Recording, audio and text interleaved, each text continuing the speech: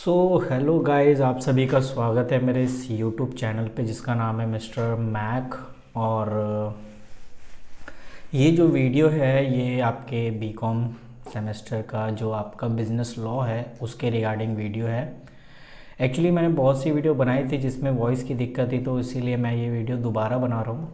और वो जो पुरानी वीडियो थी जिसमें वॉइस नहीं आ रहा था वो मैंने ऑलरेडी डिलीट कर दिया है। तो अभी ये प्रॉपर वीडियो होगी। और अगर आप नए हो तो आप मेरे प्लेलिस्ट में जा सकते हैं। बिज़नेस लॉ का आपको प्लेलिस्ट मिल जाएगा, उसमें आप क्लिक करोगे 17 से 18 वीडियोस होंगी और ये भी उसमें ऐड हो जाएगा। तो अगर आपने 17 से 18 वीडियो देख ली तो यकीन मानो आपको फेल करने से कोई नहीं रोक सकता, इसकी गारंटी आप मुझसे ले लो लिख कर।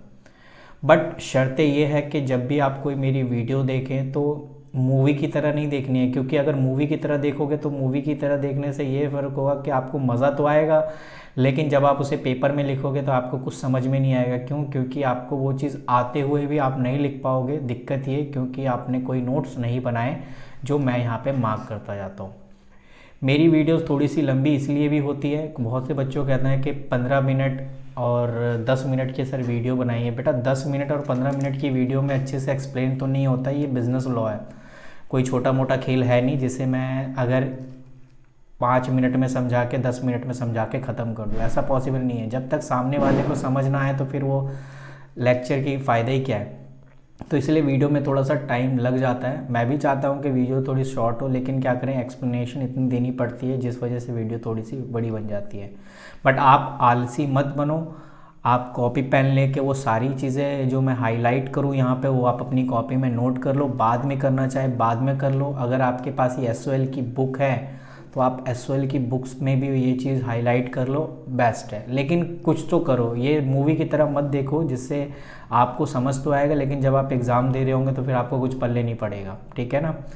तो इसीलिए इस चीज़ को ध्यान में आप रखो। और अगर आपको मेरी वीडियो पसंद आती है तो आप ज़रूर अपने दोस्तों में शेयर करो। मेरा टारगेट है कि कोई भी बंदा जिसने ये वीडियो देख ली है वो कभी भी बिज़नेस लॉ में फ़ेल नहीं हो सकता, ठीक है। बस शर्तें ये है कि मेरी जो कंडीशंस हैं वो फुलफ़िल करनी पड़ेगी उसे। नंबर 1, कॉपी पेन लेके बैठना पड़ेगा, हाईलाइट करना पड़ेगा उन सारी चीज़ों को, ठीक है ना। चलो, आज की जो वीडियो है जिस पे मुझे आज डिस्कस करना है वो है कंसीडरेशन। कंसीडरेशन जो है बिजनेस लॉ में एक कह दो कि कॉन्ट्रैक्ट में एक इम्पॉर्टेंट रोल निभाता है, क्योंकि ऑफर प्लस एक्सेप्टेंस जो है प्रॉमिस बनता है।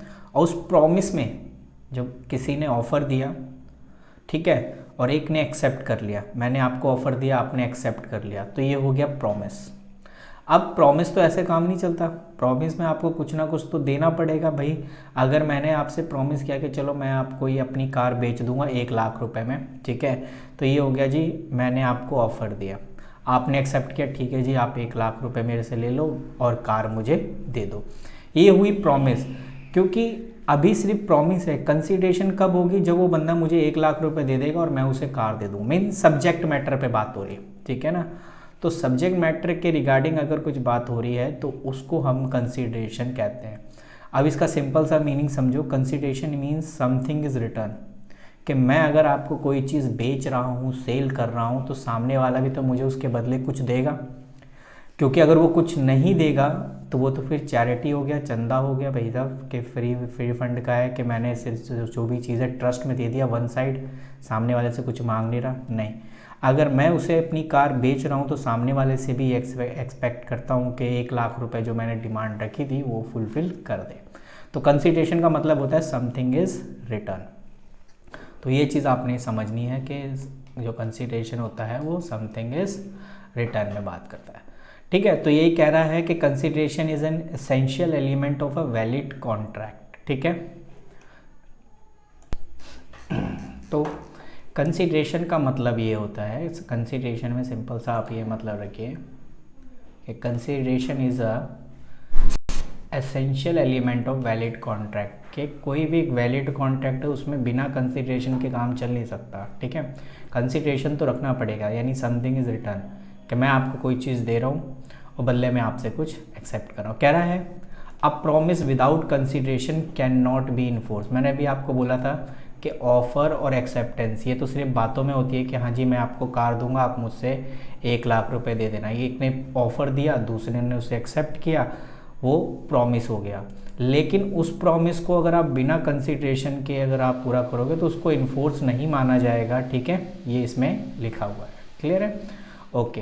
तो कंसिडरेशन बात करता है is use in a sense of something is return, जिसको हम बोलते हैं क्वोट प्रो क्वो, यानी समथिंग इज रिटर्न को जो है इसमें हम ये आपका देख लो कि ये मैक्सिमम है, ठीक है ना।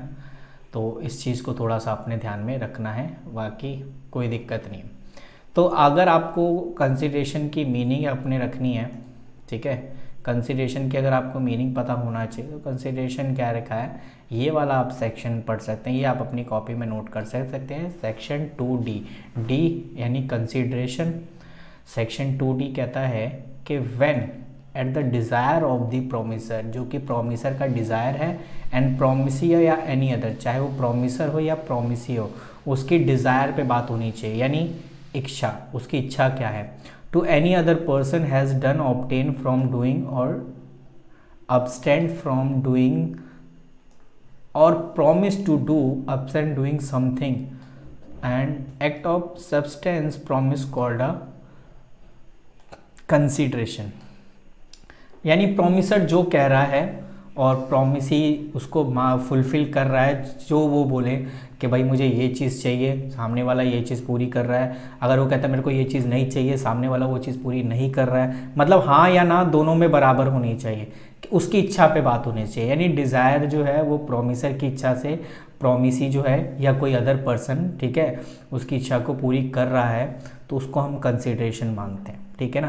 प्रोमिसर जो कहेगा, प्रोमिसर ने कहा हाँ तो फिर वो सामने वाला हाँ मान रहा है, प्रोमिसर ने कहा ना तो सामने वाला ना मान रहा है, तो मतलब उसी की इच्छा से जो है, अगर प्रोमिसी है या प्रोमिसी के बिहाफ पे कोई और है, उसकी इच्छा को पूरी करता है कंसिडरेशन, जो भी सब्जेक्ट मैटर है, तो उसको हम बोलते हैं कंसिडरेशन, ठीक है। आप एक एग्जांपल देखिए, ये भी एग्जांपल आप अपनी कॉपी में नोट कर लीजिए क्योंकि एग्जाम के पॉइंट ऑफ व्यू से एग्जांपल क्या है ये। Offer to sell his house to B for a sum ₹50,000। A ने ऑफर दिया कि वो अपना हाउस यानी घर बेचेगा, किसको, बी को, sum of 50,000। B accept the offer, B ने ऑफर को एक्सेप्ट किया, तो यहाँ पे प्रॉमिस है, यानी एक ने ऑफर दिया, ए ने ऑफर दिया, बी ने एक्सेप्ट किया, ये प्रॉमिस है। In this contract a promise the consideration some amount 50, ठीक है, and well be promise consideration in how.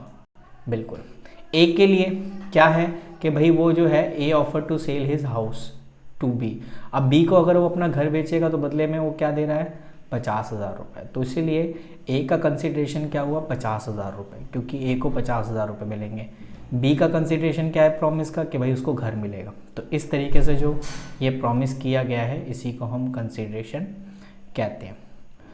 Okay, और इसमें क्या इम्पोर्टेंट है, ये है आपका essential element of a consideration. ये वेरी इंपॉर्टेंट है, इसके साथ ही पूछ लेगा कि what the mean of consideration and right the essential element of consideration, ठीक है। तो कंसिडरेशन का मतलब क्या, अब अभी मैंने आपको बता दिया कंसिडरेशन का मतलब।